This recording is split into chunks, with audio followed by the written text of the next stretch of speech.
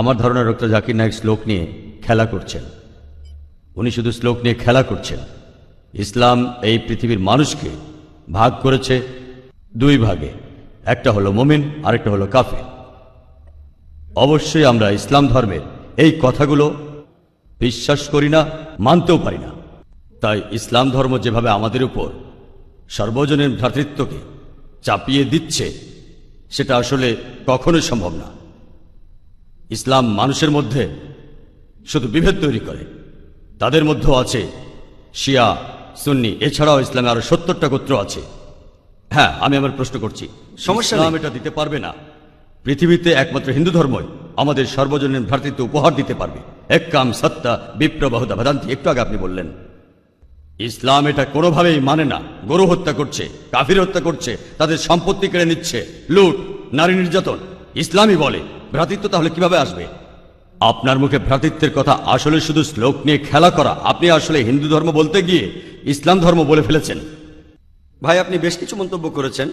আর ইসলাম বলে ইন্নাল্লাহা মা'আস সাবিরিন, নিশ্চয়ই আল্লাহ তাদের সঙ্গে আছেন যারা ধৈর্যশীল।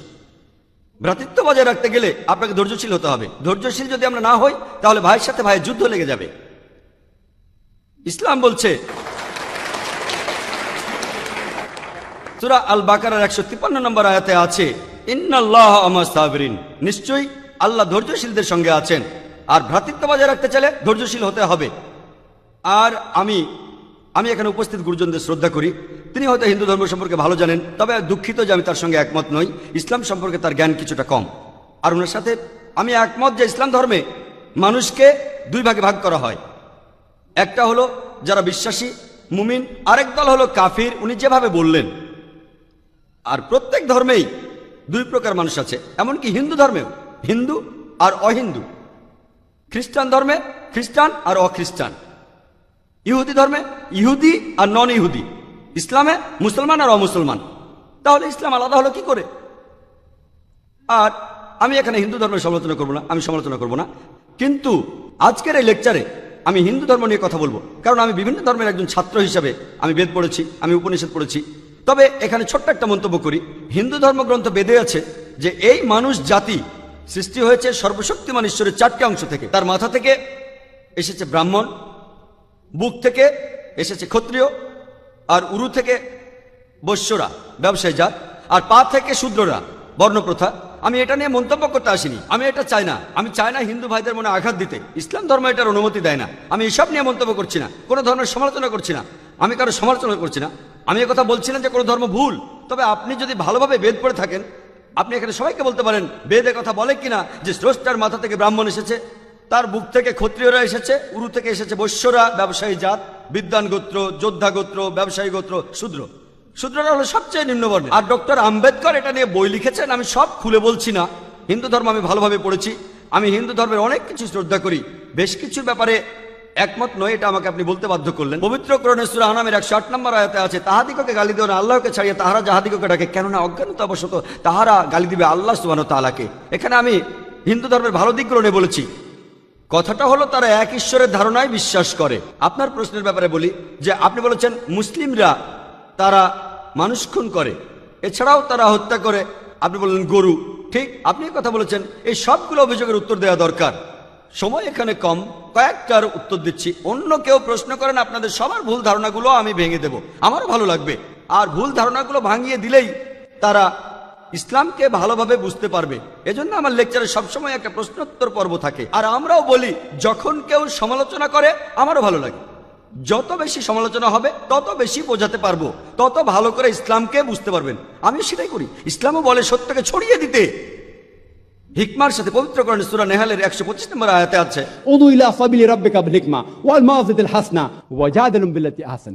মানুষকে প্রতিপালকের পথে আহ্বান করো হিকমত আর সদুপদেশ দ্বারা, আর উহাদের সহিত তর্ক করবে সবচেয়ে উত্তম পন্থায়। যখন বলা হয় আমরা আমিষ খেতে পারবো কিনা, গরু ছাগল কোরবানি দেয় ইত্যাদি, আর অনেক অমুসলিমই বলবে মুসলমান আপনারা সবাই নিষ্ঠুর মানুষ, প্রাণী হত্যা করেন।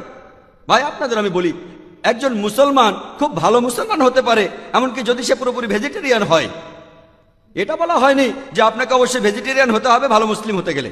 কিন্তু পবিত্র কোরআনে অনেকবারই বলা হয়েছে যখন তুমি মাংস খেতে পারো তখন মাংস খাবে না কেন? পবিত্র কোরআনে সূরা মাইদার 1 নম্বর আয়াতে উল্লেখ আছে, বলা হয়েছে যে ইয়া আইয়ুহাল্লাযিনা আমানু, হে মুমিনগণ, তোমাদের অঙ্গীকার পূর্ণ করিবে, আর তোমাদের জন্য কিছু চতুষ্পদ প্রাণীকে হালাল করা হইয়াছে, আর কিছু প্রাণী হারাম।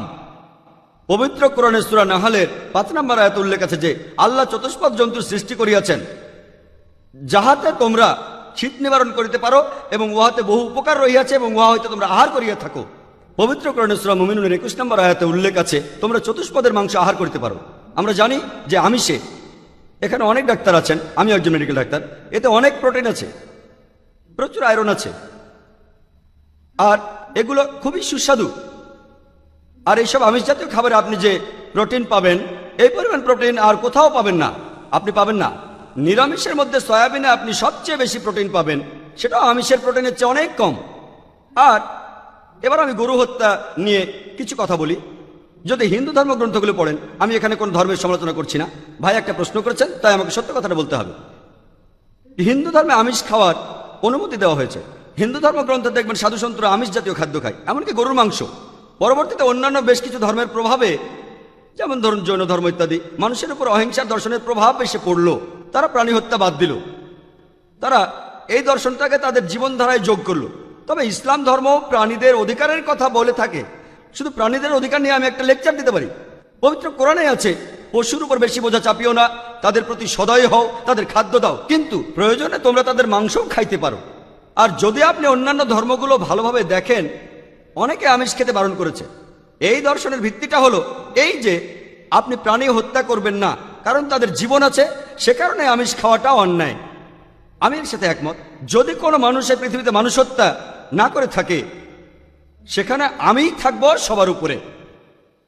সর্বজনীন ভ্রাতৃত্ব হিন্দু ধর্মে আছে যে সব প্রাণী আপনার ভাই। প্রত্যেক প্রাণী, হোক সে সাপ, পাখি অথবা পতঙ্গ। আমি আপনাদের একটা প্রশ্ন করছি যে কোন মানুষটা হাজার হাজার ভাইকে না মেরেও 5 মিনিটের জন্য বেঁচে থাকতে পারে? এখানে যারা মেডিকেল সায়েন্স পড়েছেন তারা ভালো বুঝতে পারবেন যে আপনারা যখন নিঃশ্বাস নেন তখন আপনার শরীরে প্রচুর ময়লা জীবাণু ঢুকে, সেগুলোকে মেরে ফেলেন। তার অর্থ এই ধর্মে বাঁচার জন্য আপনার ভাইদের আপনি মেরে ফেলছেন। ইসলামের সর্বজনীন ভ্রাতৃত্ব বলে মানুষ জাতির প্রত্যেকে আপনার ভাই।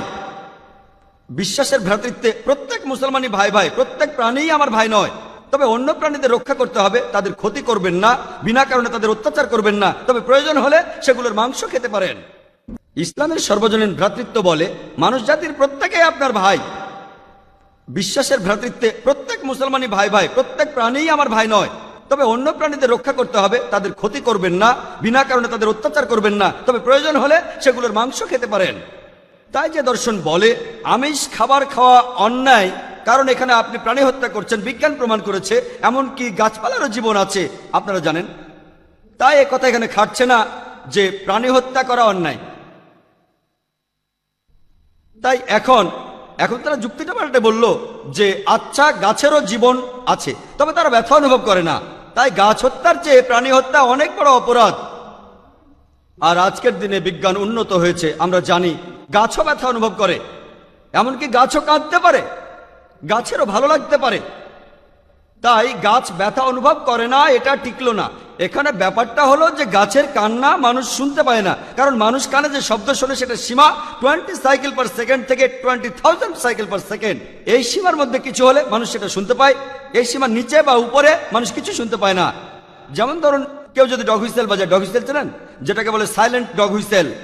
যখন কেউ এই হুইসেল বাজায়, এটা সীমা হচ্ছে 20,000 সাইকেল পার সেকেন্ডের উপরে, 40,000 সাইকেল পার সেকেন্ডের নিচে। কুকুর 40,000 সাইকেল পার সেকেন্ড পর্যন্ত শুনতে পায়। তাই কেউ যদি হুইসেল বাজায়, কুকুর হুইসেলটা শুনতে পারে, কিন্তু মানুষ শুনতে পায় না। এটাকে বলা হয় সাইলেন্ট ডগ হুইসেল। একইভাবে গাছপালার যে কান্নাকাটি, আমরা মানুষরা কিছুই শুনতে পাই না, তবে গাছও কাঁদে, তারাও ব্যথা অনুভব করে। আমাদের একজন ভাই বললেন, যিনি বিষয়টা নিয়ে বেশ তর্ক করছিলেন, আর আমাকে বললেন, ভাই জাকির, আপনার কথা আমি মেনে নিলাম যে গাছপালারও জীবন আছে, তারাও ব্যথা অনুভব করে, তবে আপনি কি জানেন যে গাছের 2টো ইন্দ্রিয় কম আছে, তাদের 3টা ইন্দ্রিয় আছে, পশু পাখির ইন্দ্রিয় আছে 5টি। তাই গাছপালা হত্যার চেয়ে পশু হত্যা করা অনেক বড় অন্যায়। আমি তাকে বললাম যে ভাই, ধরুন আপনার একজন ছোট ভাই আছে, সে ছোটবেলা থেকে বোবা আর কালা, 2টো ইন্দ্রিয় কম, সে বড় হওয়ার পরে কেউ একজন তাকে খুন করে ফেললো, আপনি কি বিচারককে বলবেন ও মাই লর্ড এই খুনিকে কম শাস্তি দিন কারণ আমার ভাইয়ের দুটো ইন্দ্রিয় কম ছিল, এই কথাই বলবেন? আপনি বলবেন ও মাই লর্ড তাকে দ্বিগুণ শাস্তি দিন কারণ সে একজন নিষ্পাপ মানুষকে হত্যা করেছে। তাই ইসলামে এটা কোনো যুক্তি নয় যে দুটো বা তিনটা ইন্দ্রিয়। পবিত্র কোরআনে সূরা বাকারার 168 নম্বর আয়াতে আছে যে বৈধ খাদ্যবস্তু আছে তাহা তোমরা আহার করো, তার অর্থ যেগুলো বৈধ আর হালাল খাবার সেগুলো খেতে পারো।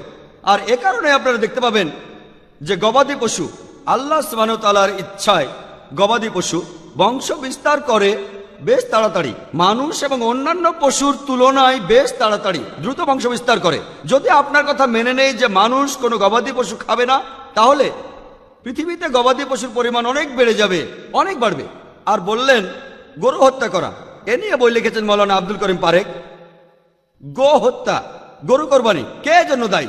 যদি ভালোভাবে দেখেন যারা চামড়া নিয়ে ব্যবসা করে, গরুর চামড়া মুসলিম অমুসলিম উভয়ই আছে, চামড়া গরুর চামড়া তারা এটা করে। তাই এটা থেকে যারা উপকার পাচ্ছে এই গোহত্যা থেকে, তাদের মধ্যে মুসলিমদের চেয়ে অমুসলিমরাই বেশি। তাই যদি ইতিহাস ভালোভাবে জানেন আর যুক্তিও ভালোভাবে বোঝেন, আমরা জানি আল্লাহ বলেছেন যে বৈধ খাদ্যবস্তু আছে তাহা তোমরা আহার করো, যদি এটা খান এতে কোনো সমস্যা নেই। এছাড়াও যদি ভালোভাবে দেখেন তৃণভোজী প্রাণীর দাঁতগুলো যদি দেখেন, গরু ছাগল ভেড়া তারা শুধু শাকসবজি খায়, তাদের দাঁতগুলো সব সমান। যদি আপনারা মাংসাশী প্রাণীর দাঁতগুলো ভালোভাবে খেয়াল করেন, সিংহ বাঘ চিতাবাঘ তাদের দাঁতগুলো খুব সুচালো, তারা শুধু মাছ মাংস খায়। যদি আপনি মানুষের দাঁত দেখেন, আয়নায় আপনার নিজের দাঁত দেখতে পারেন, আমাদের সুচালো দাঁত আছে, সমান দাঁতও আছে। যদি সর্বশক্তিমান ঈশ্বর আমাদের শুধু নিরামিষ খেতে বলতেন তাহলে আমাদের সুচালো দাঁত দিলেন কেন? কেন?